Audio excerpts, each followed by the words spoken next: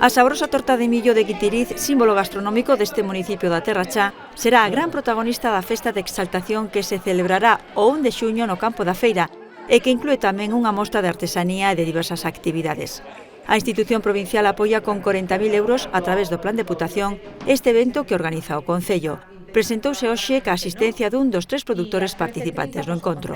Que cada ano crece un pouco en experiencias, crece en público, crece en relevancia, entón sí que é certo que pouco a pouco vai sendo unha referencia da zona, non?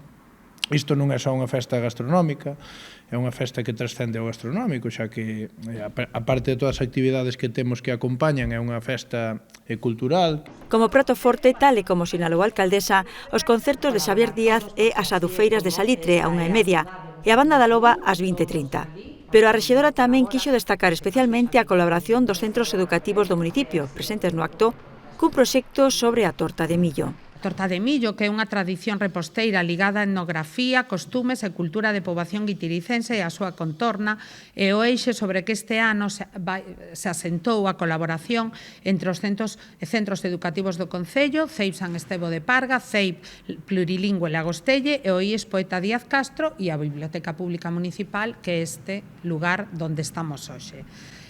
O traballo arredor desta sobremesa máis popular e recoñecida da zona supón a realización de distintas actividades. Entre elas, un concurso de debuxos e redacción, entrevistas aos produtores que colaboran ca feira, a recompilación de receitas con millo ou chaveiros en 3D que se regalarán ca compra dunha torta.